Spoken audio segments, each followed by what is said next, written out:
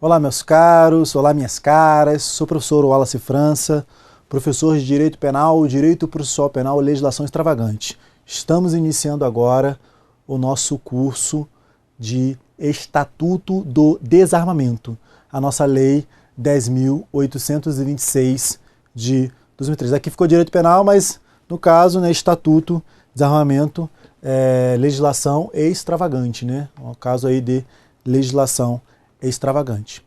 Perfeito, tranquilo. Então vamos lá. Estatuto do Desarmamento. Professor Wallace França. Meu Instagram é @professor Wallace França. Fique à vontade para encaminhar suas dúvidas. Ou através do nosso fórum de dúvidas também, né? Logicamente, respondo aí todas as perguntas do fórum de dúvidas. Vamos adiante. Tá aí o nosso IG ali, né? @professor Wallace França. Lei 10.826 de 2003. Ementa da nossa lei, do nosso estatuto. Dispõe sobre registro, posse e comercialização de armas de fogo e munição, sobre o Sistema Nacional de Armas, o SINARME, e define crimes e dá outras providências. Se eu coloquei algum texto aqui. Essa introduçãozinha aqui que eu queria explicar isso daqui. Seguinte, ó. O nosso estatuto é de 2003, de dezembro de 2003, 22 de dezembro de 2003.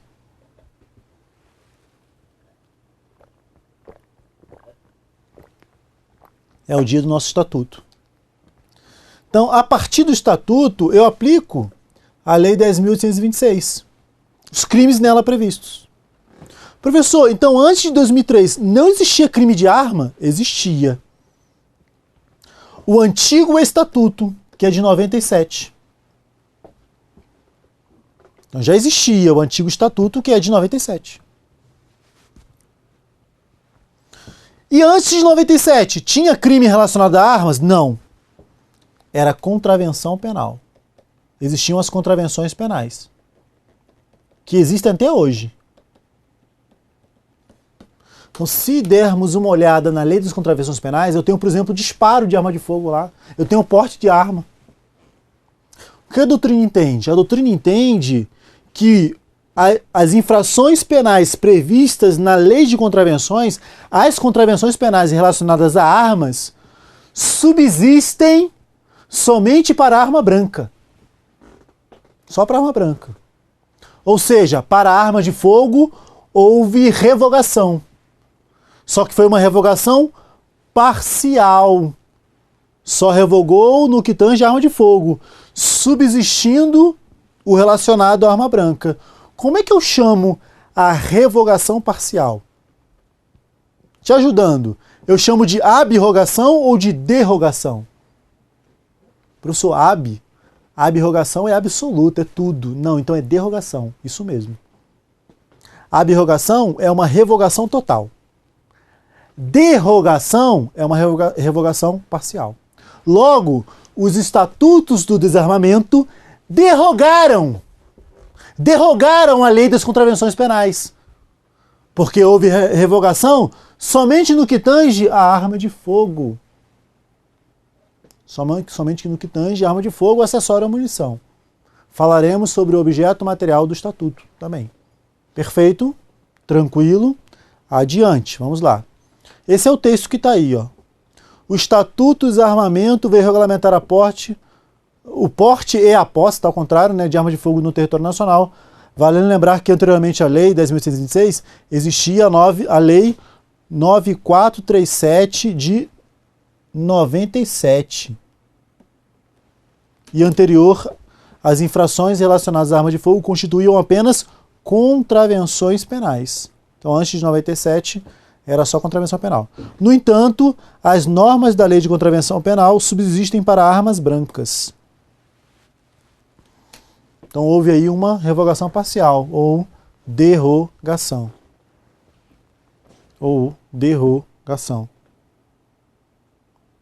Ok?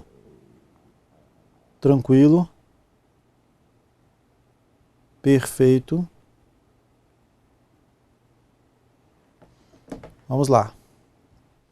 Tá aí, artigo 36 do Estatuto do Desarmamento, né? Para você que possa acreditar no que eu estou falando.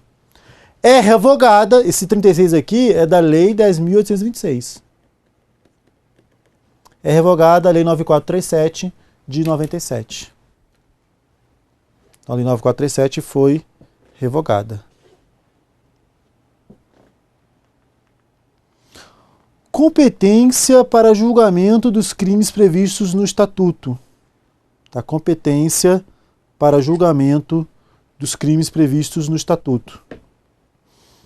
Surgiu a seguinte ideia. Olha, vamos pensar no crime de porte ilegal, um crime comum do Estatuto, um crime de porte ilegal. Depois adentraremos aqui as espécies, mas pensando no porte. Em relação ao porte, para o cidadão comum, quem emite o porte é a Polícia Federal, mediante a autorização do SINARME. Opa! Polícia Federal é um órgão da União, né? O Sistema Nacional de Armas está no âmbito do Ministério da Justiça, União. Logo, o porte de armas, o CRAF também, o CRAF é emitido ali pelo regra, né, PF-SINARME. Veremos arma de uso permitido, que era a regra antiga, não é mais. Logo, estou ferindo o interesse da União.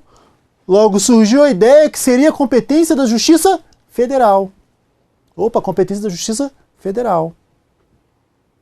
Bateu nos tribunais superiores, os tribunais superiores falaram negativo. O sujeito passivo do delito é a incolumidade pública. Não é interesse direto da União. Não há aqui um interesse direto da União. Logo, o sujeito passivo do crime de porte ilegal é a incolumidade pública. Portanto, competência da Justiça Estadual. A regra é que os crimes do Estatuto de Desarmamento serão julgados pela Justiça Estadual. Tem exceção? Tem exceção. Por exemplo, tráfico internacional de armas. Aí é Justiça Federal. É o tráfico internacional, ok. Mas nos demais, regra, Justiça Estadual. Tudo bem? Na tela. Perfeito. Observação, porte ilegal de armas praticado por militar. Praticado por militar. Detalhezinho aqui pequeno. Pequeno não, gigantesco. Vou explicar isso daqui. Existia um entendimento dos tribunais no seguinte sentido. Que o porte de armas praticado pelo militar, inclusive com a arma da instituição, ou seja, o crime do desarmamento, era de competência da Justiça Militar ou Justiça Comum? Justiça Comum. Não ia para a Justiça Militar. Não ia. Porte praticado por militar não ia para a Justiça Militar. Inclusive tínhamos súmula, que a ideia é a mesma, mas não para o crime de porte legal, mas para o crime de abuso de autoridade. O abuso de autoridade vai para a Justiça Comum. E a ideia era mesmo o crime de tortura. Vou te explicar por quê, se acalme. A ideia era o seguinte. O artigo 9º do CPM, que é uma norma penal de detenção, ela definia quando o militar respondia por um crime. E ainda define. O militar responde por crime militar. O militar responde por um crime militar. E aí foi feito o Código Penal Militar e o Código Penal Comum. Normalmente, o crime está no Código Penal Militar, comum está no Código Penal Militar. Em regra. Então o militar, ele responderia por um crime que está previsto no CPM. Todos os crimes, em regra, do Código Penal Comum estavam no Código Penal Militar. E o Código Penal Militar tinha mais. Os crimes propriamente militares, né, deserção, submissão, crimes, né, crimes do militarismo. O que acontece? O Código Penal, ele foi alterado. Além das alterações do Código Penal, vieram leis esparsas. Lei de drogas, não vou falar da lei de drogas, porque o crime de drogas estava no Código Penal. Antigamente era um crime contra a saúde pública dentro do Código Penal. E também no CPM.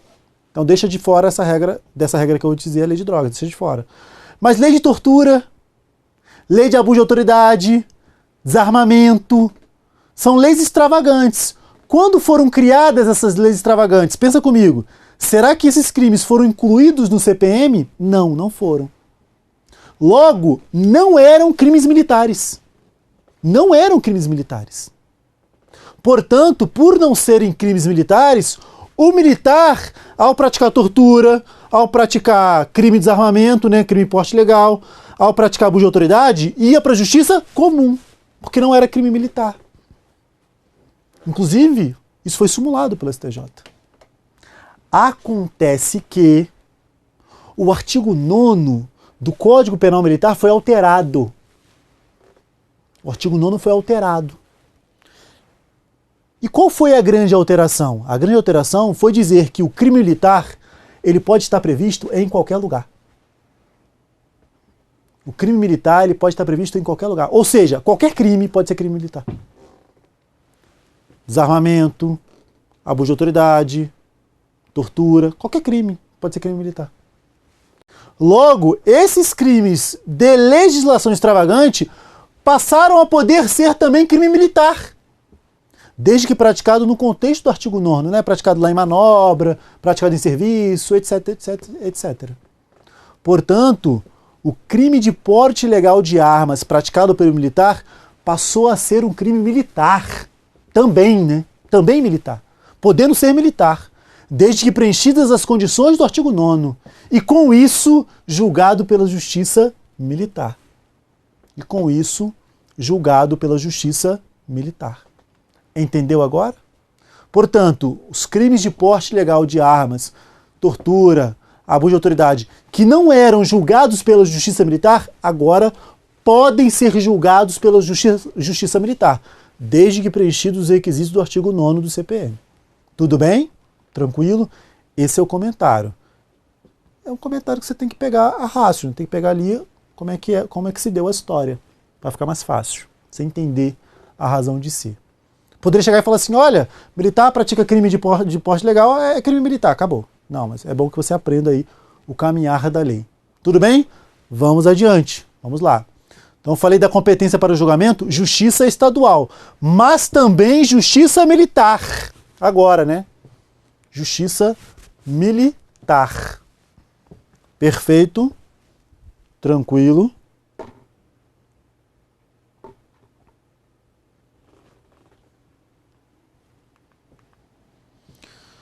Armas de fogo apreendidas, artigo 25, cai bastante em prova, tá? Cai bastante em prova. Então vamos aprender o artigo 25 e falar aqui uma pequena celeuma sobre ele. As armas de fogo apreendidas, após a elaboração do laudo pericial e sua juntada aos autos, quando não mais interessarem a persecução penal, serão encaminhadas pelo juiz competente ao comando do Exército. Então, o juiz do processo encaminha ao comando do Exército. Não é a Polícia Federal, é ao comando, não é a Marinha, não é a Aeronáutica, é o comando do Exército. Questãozinha de prova. Não é a Secretaria de Segurança Pública. O juiz manda para quem? Para o comando do Exército. Isso cai em prova, tá? Em qual prazo? No prazo máximo de 48 horas. No prazo máximo de 48 horas. Tá? Então, presta atenção na questão de prova. A arma foi apreendida. A arma foi apreendida. Não interessa mais ao processo. O que o juiz faz? Em 48 horas encaminha ao comando do Exército. O que o comando do Exército faz? O comando do Exército ou ele destrói ou ele doa. Antigamente a regra era a seguinte, olha, foi encontrada uma arma que não é compatível com o armamento utilizado pelas forças de segurança. Destruo. Foi encontrada uma arma que é compatível com as armas utilizadas pela força de segurança. Dou. A regra era essa, mas houve uma alteração em decretos presidenciais autorizando que as forças de segurança possam utilizar as armas que normalmente não são utilizadas. Então imagine o seguinte, foi encontrado lá um fuzil AR-15. O exemplo não é verdadeiro, só para você entender. Foi encontrado lá uma .30. Opa, a civil não usa .30. Nem a PM não usa .30. Logo, essa arma é destruída. Essa era a regra, mudou. Foi encontrada a ponto 30. A civil não usa, a PM não usa, mas elas querem, posso doar. Então é possível essa doação. Ok? Na tela. Para quem que vai ser doado? Tá aqui, ó. O Exército ou vai destruir ou doar para os órgãos de segurança pública ou as Forças Armadas. Ou seja, para o próprio Exército, para a Marinha, para a Aeronáutica e órgãos de segurança pública. Lembre aí do artigo 144 da Constituição Federal. Artigo 144 da Constituição Federal. Tudo bem? Qual foi a celeuma em relação a esse artigo? A celeuma foi o seguinte. O juiz olhava assim e via 5 organizações militares. Falava assim, vou doar para aquela. Aí o comando do exército falava, não, tem que ser para essa. Entraram em briga. Para qual organização que o juiz deve doar? E aí, o juiz doa para qual? Quem ganhou essa briga?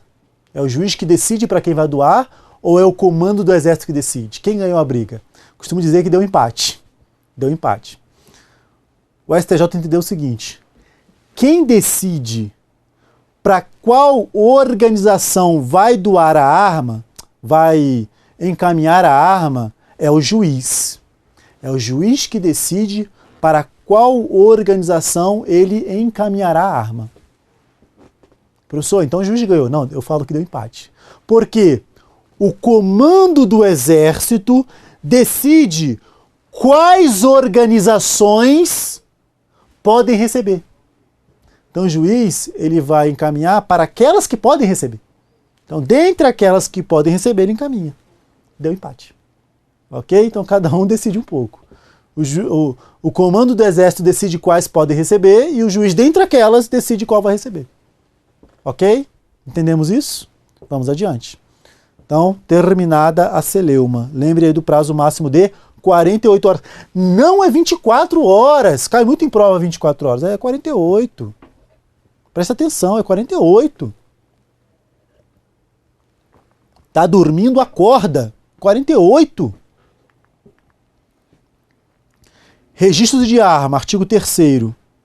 É obrigatório o registro de arma no órgão competente. Só para você ter uma ideia, a arma ela é cadastrada e registrada. A arma é cadastrada e registrada. Então ela é cadastrada no sistema.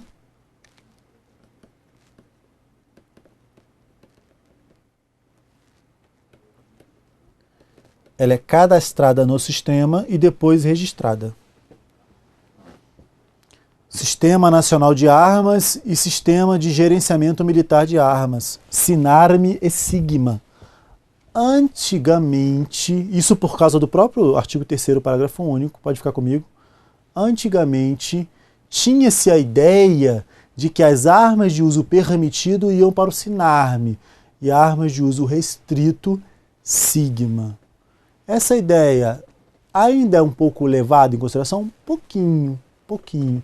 Na verdade, os decretos de 2019 que regulamentaram o estatuto, eles diferenciaram por órgão.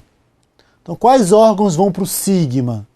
Forças Armadas, militares, PM, que é militar, Corpo de Bombeiro, que é militar, GSI e ABIN. Esses vão para o SIGMA. Seja a arma dele de uso permitido ou restrito. Os demais órgãos de segurança pública e, em geral, vão para o SINARME. Polícia Federal, Polícia Rodoviária Federal, Polícia Civil, agentes penitenciários, guardas municipais, policiais legislativos, seja a arma de uso permitido ou restrito, vai para o SINARME. Os decretos presidenciais também alargaram muito o conceito de arma de uso permitido. Antigamente, armas que eram de uso restrito viraram arma de uso permitido. Ponto 40, ponto 45. Eram armas de uso 357, eram armas de uso restrito que viraram armas de uso permitido. Tudo bem? Isso aí é uma outra conversa, é uma conversa sobre os decretos regulamentadores. Só uma ideia que eu estou trazendo para você, ok? Na tela. Tá aí o parágrafo único. As armas de fogo de uso restrito serão registradas no comando do Exército, na forma do regulamento desta lei. De forma impressionante, os regulamentos contrariam o artigo 3º, parágrafo único. Porque eles não registram todas as armas de uso restrito no SIGMA, que é do Comando do Exército. Várias vão para o SINARM, mas várias mesmo vão para o SINARM. Mas lembrando, se cair na prova o 3º parágrafo único, você vai dizer que a arma de uso restrito é registrada no Comando do Exército. Porque está na lei. Ok? Apesar de na prática não ser assim. Tá? Apesar de na prática não ser assim. Perfeito? Vamos lá.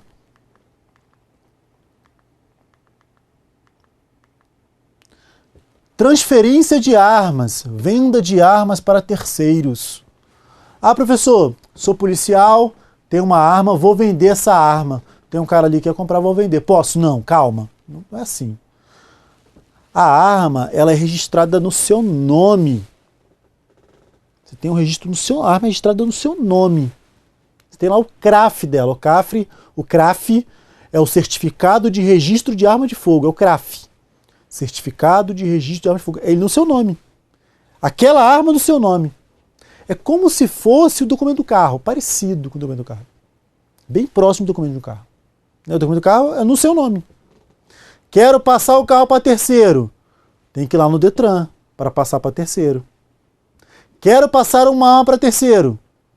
Eu tenho que solicitar autorização anterior para passar. Não é só transferir, não. Tem que ser autorizado essa transferência. Tudo bem? Na tela.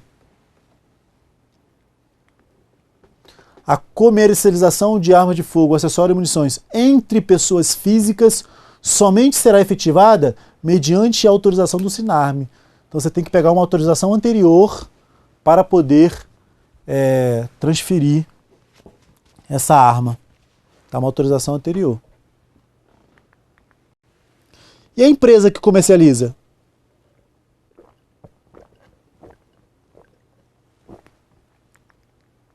A empresa que comercializar arma de fogo em território nacional é obrigada a comunicar a venda à autoridade competente, como também manter o banco de dados com todas as características da arma e cópia dos documentos previstos neste artigo.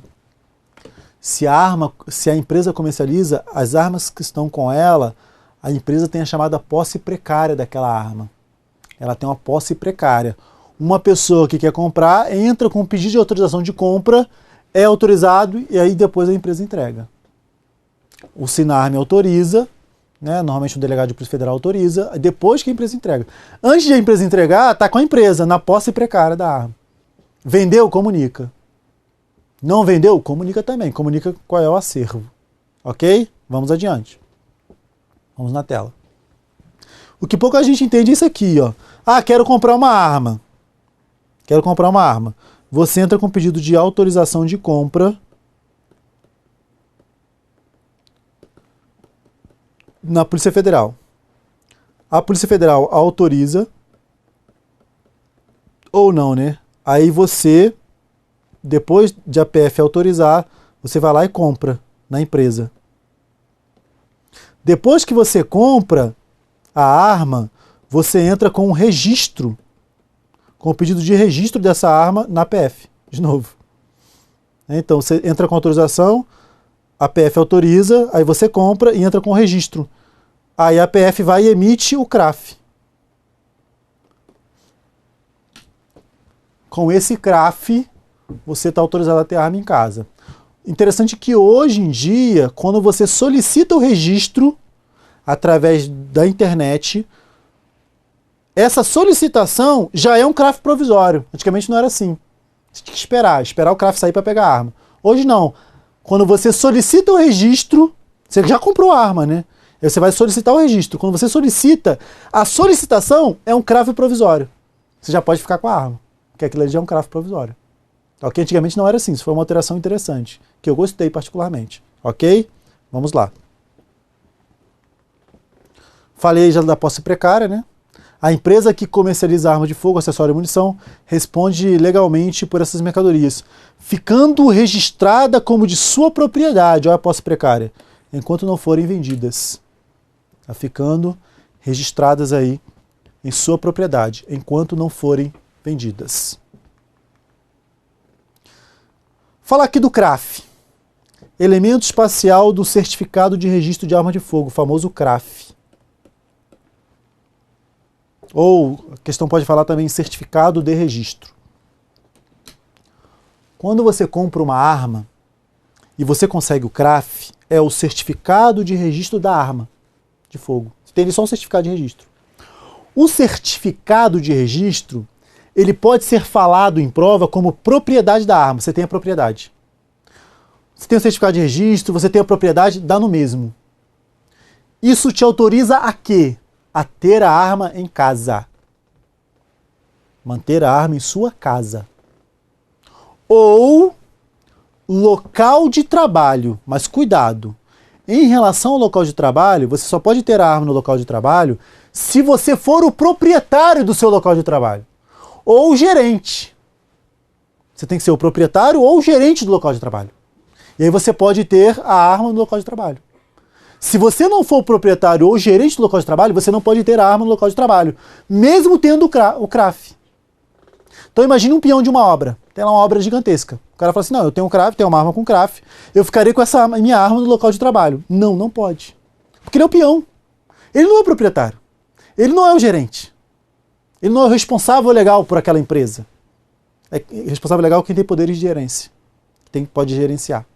Então, o CRAF dele, mesmo que ele tenha um CRAF regular, o CRAF não autoriza ele a levar a arma para a obra. Não autoriza. Então, quando eu falo que a pessoa tem um certificado de registro, ou que é a mesma coisa, a propriedade de uma arma, certificado de registro ou propriedade, ela tem direito a ter a arma em casa ou em seu local de trabalho.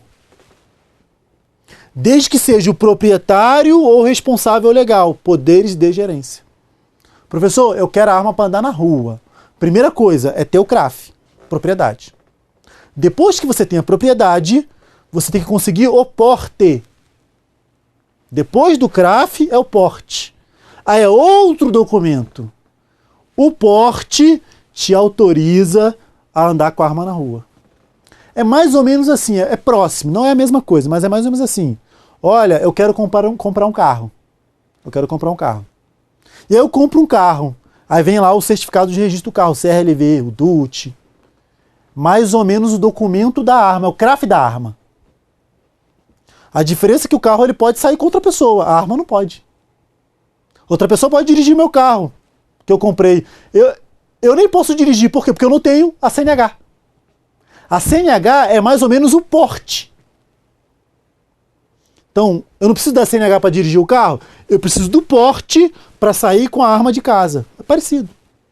Mas eu tendo a CNH, eu não posso dirigir um carro de outrem? Sim.